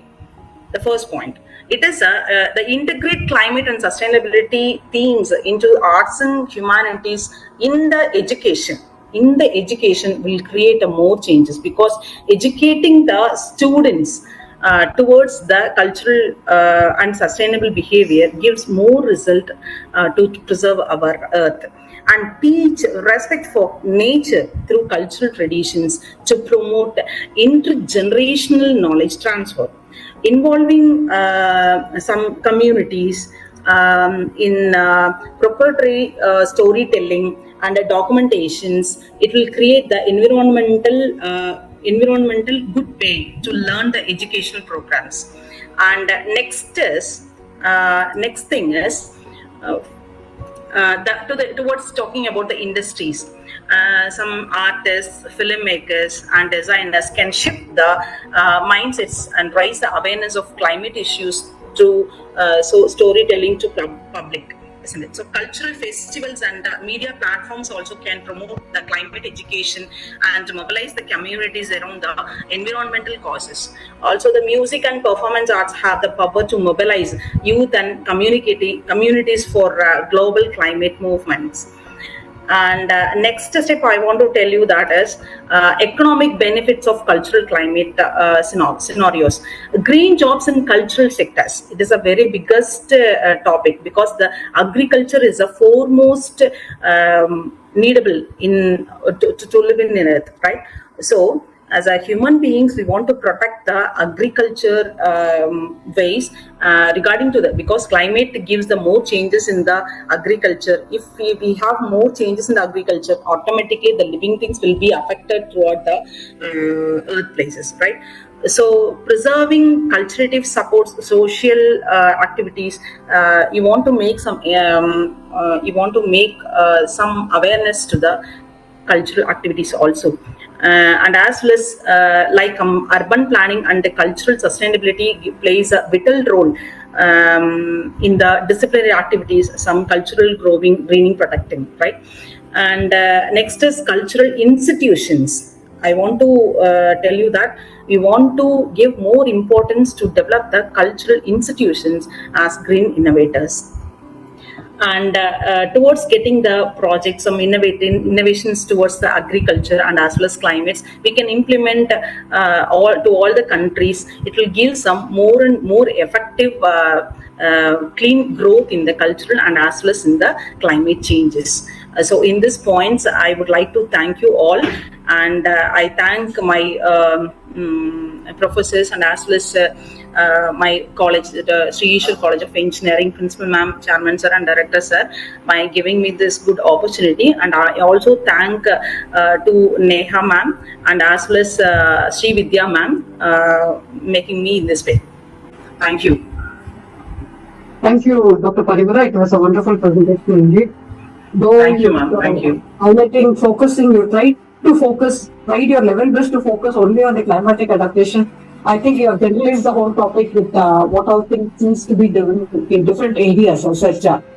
So definitely, as you have mentioned, like this promoting cultural heritage will be one of the factors that are showcasing with sites and traditions and practices which will definitely contribute to the global economy, and providing authentic and sharing authentic cultural experiences can differentiate destinations and attract more high value tourists with a lot of community engagement and tourism development. And what is actually required for this tourism development is basically the infrastructure development of the local community, such as the commutation. I hope you will agree with me. The local, Yes, ma'am. Yes, ma'am. Transportation part of it and amenities. Definitely, we need to look into that. And also about the marketing and promotion. I think it's going really too much these days. However, it is that promoting sustainable tourism practices will help to preserve this cultural heritage and natural resources. Yes. Thereby, Yes, it will have its inflection of the influence on the economic benefits as job creation. Definitely, it will create more jobs in terms, including the areas of hospitality, transportation, and other cultural study, research, Yes. and archaeology, etc., etc., etc. All these things will definitely follow through with a good revenue generation with the local economy spending on these things, and definitely people will also understand the economic diversification between the countries, which is the key thing. That what is the value of maybe in simple terms 1 kg aloo or potato in my country is this much, and how much is it in the other country? And definitely they will start comparing the economy of between the countries, which will definitely make people think about the global economy. That way, it just contributes to the world economy as such. And it is each and every woman's responsibilities, right? Yeah. And in other words, it is also contributing to the green economy. These days, we don't carry, like normal currency notes. It's all through cash and carry. So definitely, people will start thinking about Go Mobile and all these things. And even if we don't know, we'll start learning things and we'll start about thinking about the conversion, and also. It's not only conversion and conservation as well. How much will I be able to save here? That's that saving for myself and saving for the country also will come through there. And the cultural, definitely these will definitely contribute to the economic growth and promote cultural exchange as well. As these are the different pillars that we cannot compromise on one thing, and we cannot go ahead with the other thing as such. I think everybody will definitely agree with me, and if anybody has got to contribute, in addition to this, most welcome as such. First is awareness, action, accountability, and affordability. All these things contribute to the cultural part of it. So, yes. With your adherence to us, thank you, Sri Parimala. Thank you so much. Thanks for your valuable time. Thank you so much, ma'am. And really appreciate your elements. Thank you. Thank you. Well, Ms. Neha, can we move on to the next speaker now, please? I think we have got. Thank you so much. Thank you so much, ma'am, for the wonderful session. Thank you. And now we will move on to Professor Charles. He's academician, educationist, humanitarian, and peace and insurance consultant, international motivational speaker for over 35 years. And today his point of deliberation will be strategic directions, embracing culture and tourism enhances. Over to you, sir, and we welcome you for this session. More speaker after Mr. Charles. Bless you. To everyone listening, I've been enjoying the speakers. You have been fine. I've been learning on a daily basis. I learn. today we are going to talk about so many things, but my little idea, I would like to share it. As we all know, celebrating culture involves recognizing and appreciating the diverse custom, tradition, and values of different groups within a society. It's important fostering understanding, promoting empathy, and celebrating the richness that diversity brings. Highlighting local tradition. Like in Nigeria, we have over 371 ethnic groups. We have a language-wise over 520 languages. Like the food, the main 5 types of the group of food are like the fruits, the vegetable, the green, the protein, the dairy. And languages, we have just English as our official language in Nigeria yet. And looking at it also, we look at the area of art form. When we get to the area of recognizing and appreciating the cultural heritage, that is where we now look at the traditional festival, which is one of the art form. In Nigeria, we have in Nigeria, especially maybe in Yoruba area, festival, so as to promote cultural pride and understanding, most especially in Lagos. The art and we have showcasing our local arts form, like weaving, like the beading work, like the pottery, like the sculptures, and highlighting all these our skills, critical skills, like the music. We like music, hearing music, literature, the painting, all the cinema. All these are very, very important. It makes their soul, their spirit to be happy. Music and dancing, they provide a vibrant and engaging experience. But like I said, like in the language, local language, it helps to maintain a sense of identity. And also, we look at the area of promoting understanding and empathy in the area of culture, whereby we look at the educational program that helps students to learn about cultures and developing and appreciating diversity. And also looking at the area of community events, showcasing different culture, creating interaction and understanding. We also have the cross-cultural exchange, encouraging students and teacher community to learn from each other's culture, helping them to have that, to foster empathy and to bridge divides. We also have the media representation that helps to shaping perspective and promote a positive attitude, make people look fine and happy. We also look at the area of celebrating diversity and inclusivity. Looking at the people come together to celebrate and to share their experiences. Maybe in the evening, sometime in the evening, maybe on Saturday like this, they come together, they share different areas, they respect interaction. We love people to interact between people from different culture. Also, we have the area of accessibility to people and also making sure that they are able to open up themselves. Empowerment, some program is always that they empower individuals from different culture and to express themselves so as to share stories, and what knowing that we can build a more inclusive and understanding and vibrant society with this culture. So the main topic of mine that speaks about World Heritage Day, and we all know that World Heritage Day is always celebrated annually, April 18th. That is when they celebrate it, that we enjoy it properly. And we all know that it's also known as International Day of Monument and Sites, to create maybe to awareness, raise awareness about the importance of cultural heritage and encourage preservation. Today we are celebrating it, the World Heritage Culture and Tourism, a roadmap, treasure, boosting economy, ties, and equilibrium of world fabric with emphasis to, which I want to talk now, emphasis to strength to strategy, direction, embracing culture and tourism, which enhances the global economy. As we all know, there are three types of three things that we need to take note in embracing culture and tourism strategically so as to enhance the global economy. Three things we should take note of. What are the things we know? We take note: boosting economic growth, supporting local community, and also fostering cultural exchange.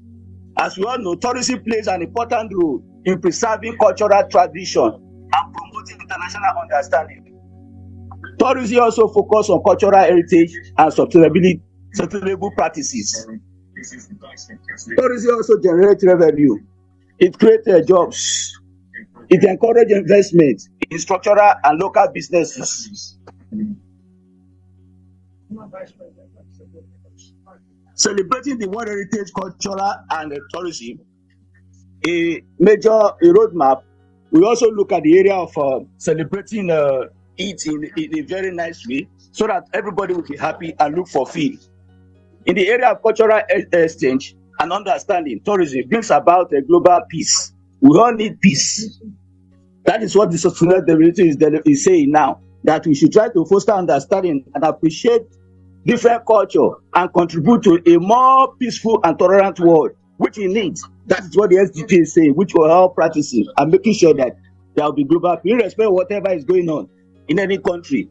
That peace must be done, and we must create it in our various areas, in our local area, starting from our local area, our national area to the international world. We look at the cross-cultural interaction by providing opportunity for travelers to engage with different culture, tradition, and way of life. Like moving from one place and the other, which is well appreciable. We also look at the preservation of the tradition by helping to preserve and promote traditional arts, crafts, and custom. And an important aspect, in spite of the aspect of cultural identity. In the area of boosting economic growth, tourism plays the following roles. Like creating jobs, as I already said, this is the main source of employment. With one, having opportunity in hotels. When you are traveling, you need to lodge somewhere, and touring, gardening, and cultural enterprises and the restaurant, which is very important. From there, people will work and earn money. It's a way of creating jobs, which is very important. In the area of boosting economic growth, tourism plays encourage investment in infrastructure, in cultural preservation and local businesses. Very important. Tourism increases revenue and has a multiplier effect. How does it do that? Tourism generates revenue through various sectors like hospitality, like transportation, like retail, like cultural attractions. In the area of multiple effects, it also tourism increases demand for goods and services, stimulate other industry, thereby creating ripple effects. In the area of supporting economic development, tourism also helps to uplift local communities in the way of supporting them so as to provide income opportunity and supporting local businesses.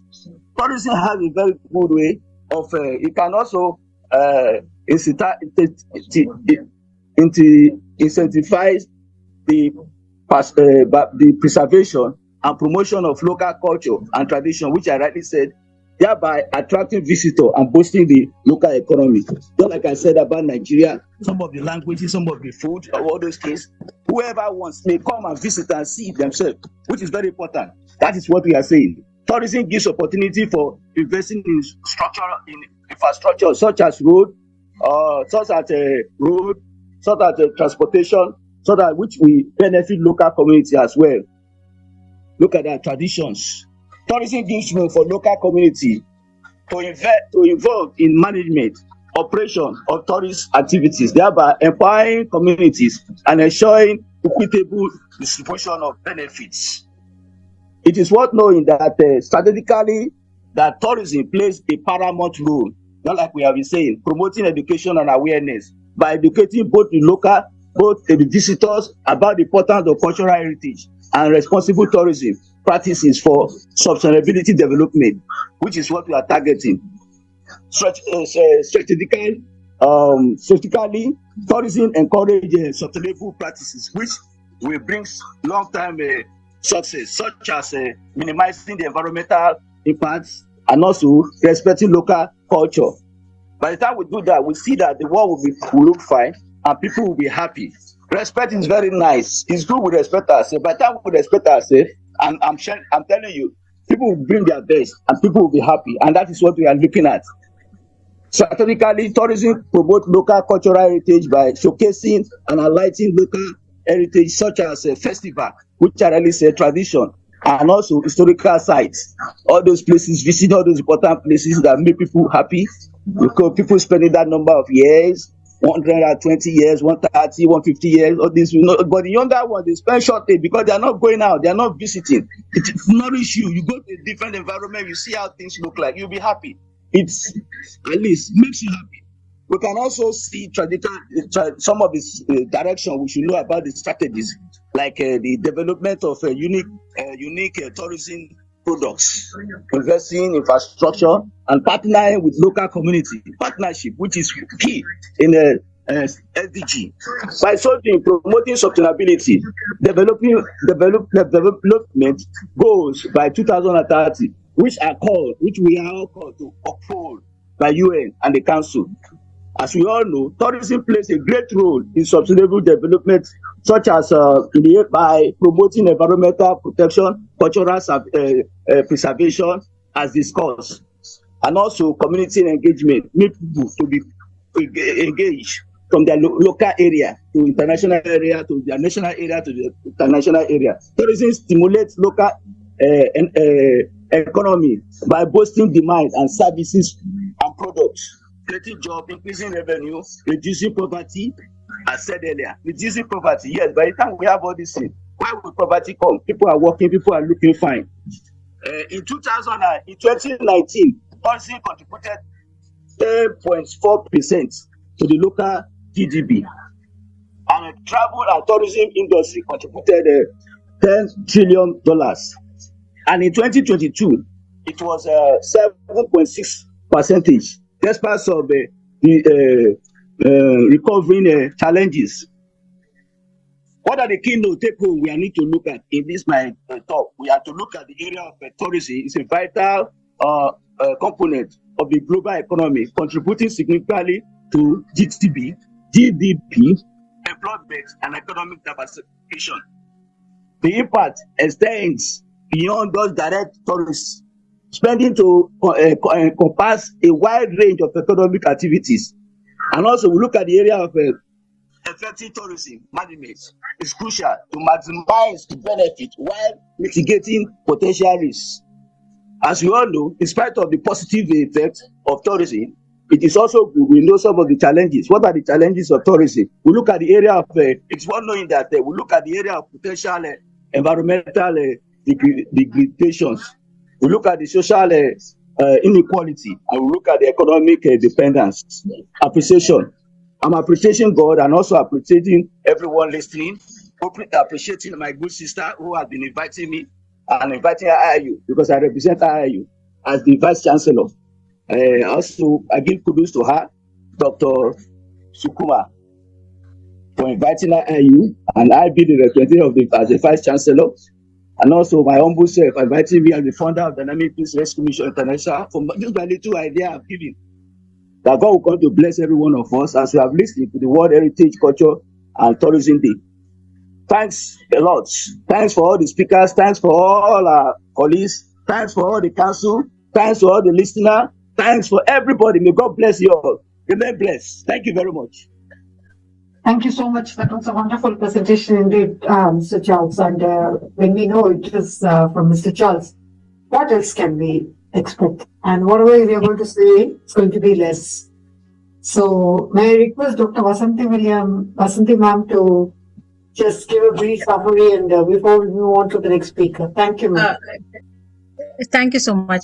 Thank you, sir. You have touched upon the significance of how tourism is helping in building the economy, just as the speaker from Nigeria also was mentioning. You gave in a lot of real-time examples to justify whatever you are trying to, share through your discourse. And I felt that when you have tourists coming, to a place, they go back with these memories, and many times that becomes a part of their, style, or they imbibe these things. So there's some kind of a connect which happens, and that was very well emphasized in your speech. Thank you so much, Charles, Professor sir. It was a wonderful a lot of knowledge sharing happening. Thank you so much. Thank you, ma'am. Thank you so much. Yeah, moving ahead, just to sum it up in few words, definitely, sir, we agree with you that culture represents a creative endeavor and it enhances the human capacities to surmount challenges, navigate uncertainty, and it really pays an ambition to the future. So whatever proposals or whatever business or whatever collaborations that we are going to make or made should always aim at the sustainability development that will incorporate the cultural dimension as explicitly, operationally, and dynamically as pillars associated with the environmental sustainability, economic progress, and social justice. So the culture should definitely furnish an indispensable element for survival and address the aspects of the human behavior identified by these social scientists as the sources and manifestations of creativity and innovation. So we, as all individuals, the bearers of the culture, we represent our culture. We don't need to think about anybody else. Our very face is a representation of our own culture. We actively contribute to its continuous elaboration and creation. And this contribution equips us with to comprehend and interpret reality, endowing individuals and communities and society at large with the capacities to better and transform their surroundings. So definitely, it's a very prosperous and democratic society can be formed with this cultural vitality, and definitely it will, this diversity which will have inclusiveness in its aroma that take it to the democratic coexistence will have a very clear pathway as a clue to sustainable development. Thank you, Bhav. Thank you so much. Thank you so much. Thanks for the wonderful deliberation indeed. Thank you.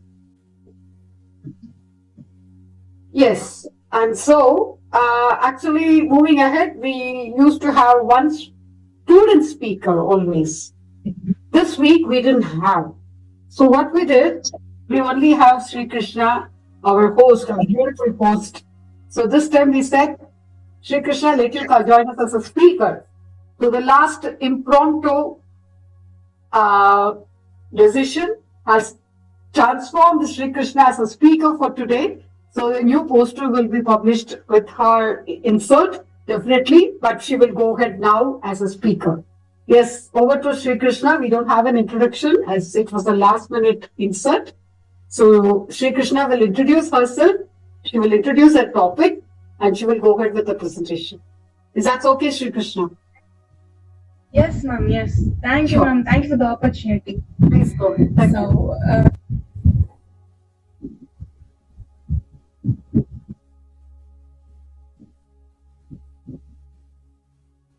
While sharing your screen, you can introduce yourself, Sri Krishna. Just a minute, ma'am.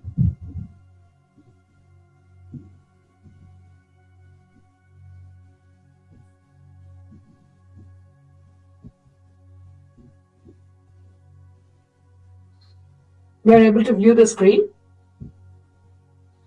So, greetings everyone. I'm Sri Krishna from Sri Sairam Engineering College. So it is a profound honor to join this esteemed forum to deliberate on defining a frontier of our era, the convergence of creative economy and digital transformation. Once peripheral, creativity has emerged as a core economic driver, shaping identities and influencing global development.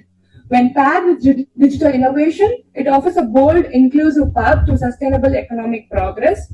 So from what I've spoke now, I think everyone would have got a basic idea of what I'm going to talk today or what my deliberation is going to be today. It is creative economy and digital transformation. So first, I would like to talk about understanding the creative economy so everyone would get a basic idea of what the upcoming deliberating points are going to be. So the creative economy is anchored in imagination, cultural expression, and innovation. Unlike traditional models, it relies not on finite resources but on human ingenuity. It democratizes opportunities, enabling small artisans, cultural entrepreneurs, and digital creators to engage in global markets. It's not merely an economic model, it's a mechanism for cultural diplomacy, identity, preservation, and future-focused growth. So moving on, its global economic impact of the creative sector. So the data is compiling. Its creativity is no longer intangible. It fuels trade, revitalizes cities, and generates sustainable employment. Cultural exports are increasing, outperforming traditional commodities. Cities investing in this sector from Seoul to Lagos showcase how creativity becomes a vehicle for inclusive growth, branding, and competitive advantage in the global economy. So, next, moving on, I have digital transformation and culture. That is what is the main ideology of this deliberation. The technology has revolutionized in the creative landscape. Today, a weaver in a rural area village can showcase work globally, while VR allows us to walk through endangered heritage sites. AI, once futuristic, now co-authors music and design. These two empower creators, preserve history, and scale cultural accesses. We are not digitalizing art, we are reimagining how culture lives and evolves. As I said, AI enables automation in music, art, and storytelling. VR and AR enhances the cultural preservation and experience. So moving on, policy and investment priorities for G20 nation. So cultural transcends language and ideology through international collaborations, from film co-production to music festivals. Nation crafts stories that resonate globally. Creative diplomacy is a software that binds us, enabling nations to engage constructively and empathetically. G20 nations must not only support but scale such intercultural innovation as a peace-building mechanism. The next is creative economy and international collaboration. So, culture transcends language and ideology through international collaboration, from film co-production to music festivals. Policy must match potential. Creative sectors require not symbolic appreciation but systematic investment, infrastructure, legal protections, and education. So this returns social, cultural, and financially that are profound. So moving on, I would like to conclude by telling in closing, let's affirm creativity is not a luxury, it is a necessity. It generates growth, sustains heritage, and cultivates global empathy. The G20 must lead in forging a global creative compact, a unified vision that ensures cultural expression and digital innovation uplift all humanity. Together, that is, we can shape a world where every culture flourishes and every creator matters. And I would like to thank everyone for listening to me and giving me this opportunity. I think I did justice to what was given to me to talk today. Thank you, everyone. Thank you for listening to me. Thank you for the opportunity. Thank you, ma'am. You're welcome. Somebody is wanting to pour it out. Somebody is really wanting to pour it out. I know it is Dr. Vasakirina Williams. So please go ahead. If I have said any mistake, I would like to know the corrections today, ma'am. Sure. You will hear a lot. Yes. No, I never knew that she was the speaker, but I could see that enthusiasm in her face. It was something like, when is my chance? Something like that. I thought she was one of the hosts, and she was waiting for you to give her a chance. And now I got to know why that enthusiasm. See, her face has changed now. She feels much relieved. It looks like that. I mentioned this earlier also. She'll become a good, something where maybe as a professor or something like that, where you can express yourself. I think you will do well in those areas as a career. I wish you all the very best. Your efforts is very visible, and I'm really I appreciate Dr. Srividhya for identifying and motivating the youngsters to come forward. Really, hats off to you. Thank you so much. Thank you, ma'am. Thank you for the opportunity, ma'am. I would like to hear it from Dr. Elena now, please. It's a kudos time for Sri Krishna now. After that, we'll just submit up.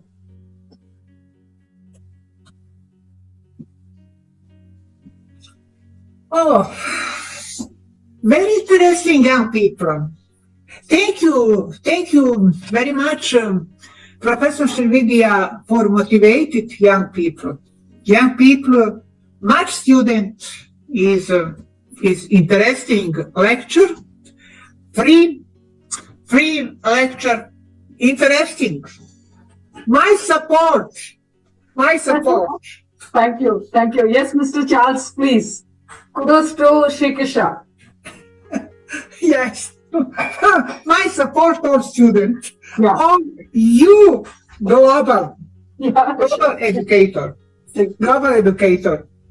Thank you. Thank you very much. Yes. Professor Vasiliterina, thank you very much. Mr. Charles, oh, he has already given his hearts. Yes, Miss Neha, please. My smile for you.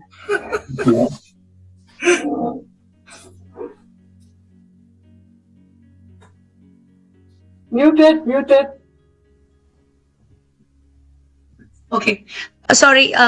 Sorry for the inconvenience. I want to say thank you everyone for giving me as an opportunity to interact with all the people. And today the topic was culture. So I can see I have interacted with the people of Nigeria. I have interacted with ma'am in Serbia. I have interacted already with all the people from India, my home country. So it feels like that I am in home and I have met all the people from all across the locations in one geographical space. So thank you so much everyone for the enlightenment session, and specifically to you, Vasanti ma'am. That word has now stuck in my mind. Thank you everyone, all the esteemed speakers, and Dr. Srividhya. Thank you for all the efforts for bringing us all together on a Sunday weekend, and probably just being grateful that Sunday is a blessed day for me, at least, that I have learned something new. Oh, thank you. So with due humility, if you allow me to contribute something, dedicate something to Sri Krishna, it's in my language. I speak Tamil. And we have got a beautiful scripture which is called as Tirukkural. Many of you would have heard about it, otherwise you can Google it. In that one particular verse is for the children. ஈன்ற பொழுதின் பெரிதுவக்கும் தான் பெற்ற பொழுதை மகிழ்ச்சியினும் மிக மகிழும் தன் மகனை சான்றோன் என கேட்ட தாய்.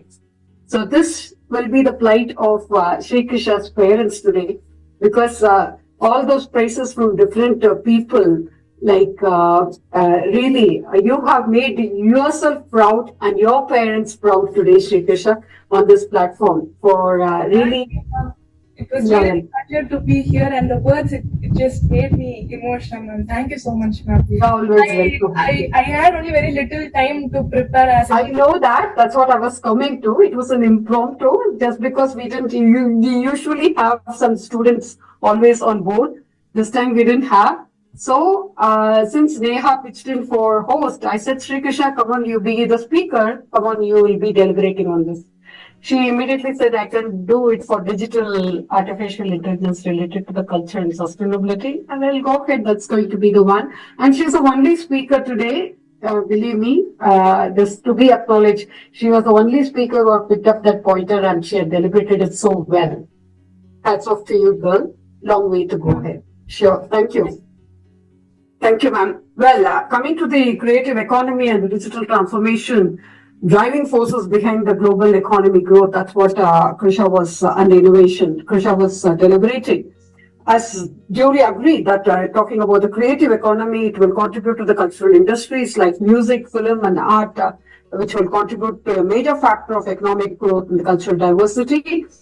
Patronizing innovation and entrepreneurship, this creative economy fosters for the innovation and entrepreneurship, leading to the new products, services and business models. Exactly. Well, pathway is job creation. It generates large employment opportunities in various sectors, including the art and the culture. And with the digital transformation, technology advancement, these technologies like AI, blockchain, and the Internet of Things, IoT, transforming industries and creating opportunities. Thereby, it is really making us anew of our own self. When we look at the mirror, okay, fine. that was me before and this is me now. So we are able to really kudos ourselves with a pat on our shoulders. Thereby contributing for the e-commerce and the digital markets. This digital platforms have enabled global e-commerce and connecting buyers and sellers worldwide, thereby creating a big pathway for the collaboration. With the remote work and collaboration being vogue, that facilitated remote work also definitely. With the global impact, economy impact, digital transformation, it has contributed immensely with the global connectivity, and the technologies have moved far and beyond with the innovativeness and the challenges which are involved in it. But we have embraced those challenges as opportunities in terms of digital divide, addressing these, ensuring equal access to the digital technologies. Thereby we are saying that, okay, fine, if this is a challenge, I'm there to face it, I'm there to combat it. So we have evolved ourselves in this in terms of cyber threats, ensuring data security or whatever that comes into the process and cons. Thereby ensuring sustainability is in vogue, and also with a responsible innovation. As we have rights, we always have responsibilities to follow. By harnessing these, definitely it will have a digital transformation to a creative economy which will drive the economic growth, innovation, and global connectivity. Thank you, Krisha. That was a wonderful presentation indeed. Thank you. Well, we have come to the end of the session, and I think our one jam session is also over. So moving ahead to sum it up exactly where we started, that culture. And when we talk about the culture, it's always a very integral part of it. And we have learned through the session that it can strengthen cohesion, it can support education, it can encourage cultural diversity, and also stimulate sustainable tourism. Don't forget the key word that we all have learned today. Vasanthi ma'am, please. What's that word? Nomadism. Nomadism. So that's definitely a key word. So on that note, the cultural creativity helps us to recognize our environment in a more different perspective as such. And definitely, this has really shaped up different economical progression on the whole. With a new perspective such that it is providing ways and ways to live sustainably, and also thereby enhancing our livelihood and also our livestock and also the way of living. Definitely, to sum it up, every country and every community, as we're talking about, is strongly tied together, but this intricate tapestry of the individual values and norms and specific history that we have come from the past. Thereby, we are trying to relate it to the future so as to understand our culture, understand them. And speaking to a person in a way is more sensitive. Thereby, if we don't accept them or we don't learn to respect them with our emotional response, thereby our communications become a huge hassle there. And so that to come out of that hassle, the culture, the impact on the communities, it is so beautiful, multifaceted in me, which gives the strength and identity and the purpose of the people to have this cultural diversification as our strength. Because culture is the name that what people are interested in, their thoughts, in their models, and the books they read and the speeches they hear. That's what we think about. But the beauty of the world lies in the diversity of the people and the diversity of the culture that we inherit from. And definitely the culture does not confine to the arts that are being, or the set of beliefs which are being followed. It is a strength that lies in all the indifferences, but definitely not in the similarities. So that's what is the key takeaway, I think. And one of the greatest regrets in life is being what others want you to be, rather than accepting the crucial differences which distinguish the human societies and the human beings by not biological but cultural. So on that note, we sum it up today. Yes, culture plays a big role in, taking it forward when we talk about a roadmap of a treasure, boosting economy and price, and it's an equilibrium of the world's economy fabric. Thank you. Thank you so much. Yes, Vasanthi ma'am, would you like to add on there? No, I think everything has been summed up. It's been a wonderful session, as always. Not just this session, the sessions that I was asked to moderate a session by Professor Zahira, I guess. Dr. Ramesh had asked her, and like that she spoke to me. And ever since, I think I have never missed any of the sessions, and I felt, because I felt each and every session has been very well planned, and there was a lot of takeaways that I personally felt. So all the sessions have been good. I can't pick out one and say this was good or something like that. Every session. So thank you so much. And I also observed that Dr. Jelena, Dr. Charles have always been a constant, in these sessions, and I thank them also. They are really a motivation. Thank you so much. Very true, ma'am. I do agree with that. So, yes, Dr. Elena, please. Very much. All conference is beautiful, excellent organization. Lectures is interesting people, interesting student, expert, organization, special process globalization, pass and apply globalization, in the connection of different parts of the world. In economic globalization can be defined the process in which business, organization, and countries began operating on international scale. Globalization is most often used in the economic context, but also affects and is affected by politics and cultures, especially education problem. In general, globalization has been shown to increase the standard of living in development countries, but some analysts warn that globalization can have a negative effects on local or emerging economy and individual workers. Thank you very much. Thank you very much, my dear smart Professor Srividhya, my dear. Smart. Very, very intelligent. Much knowledge. Thank you. Yes, Mr. Charles. Thank you very much. Thank you. Thank you.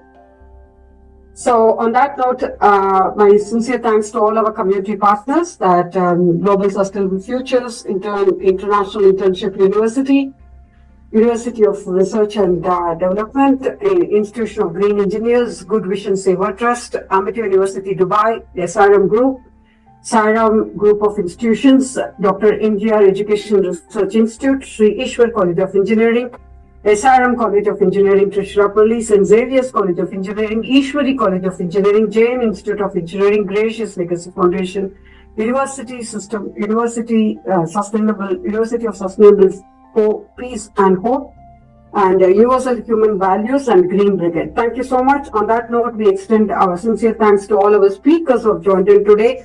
Dr. Preeta George, thank you ma'am, Ms. Mona Sarvan, Ms. Diyum Dalam, and Dr. Jelena Boswick, Dr. Sri Parimala ma'am, thank you so much.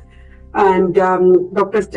Charles, Professor Charles, thank you so much. Dr. Vasanthi Williams, it was a great pleasure having you here on this platform today, and it was a wonderful session. So next week, we'll be talking about health. That's what is One Health quadripartite, which is health and wealth, which will in focus of agriculture and food security. On that note, I think we will be having Ms. Krisha as a host. I think so. I'm not sure. If Krisha is free, she will be the host. And on that note, Ms. Neha will be one of the moderators, definitely. So thank you once again. It's a big thank from Srividhya. Thanks for Vasanthi Williams, and thanks to everyone who has joined us on this stage. And definitely a big thanks to you all. And when we talk about culture, let's say goodbye and wishing you a happy Mother's Day. Today is Mother's Day from India, so happy Mother's Day to one and all. And Shri Krishna, don't forget to wish your mom happy Mother's Day. You would have already done it, I think. Yeah, sure. So happy Mother's Day to one and all again. Thank you. Thank you so much. Until we meet again for one more session. It's bye from Srividhya. Thank you. Thanks for all the wonderful. Thank you. Thank you, everyone, ma'am. Thank you. This cannot happen, Sure. Thank you so much. Thank you.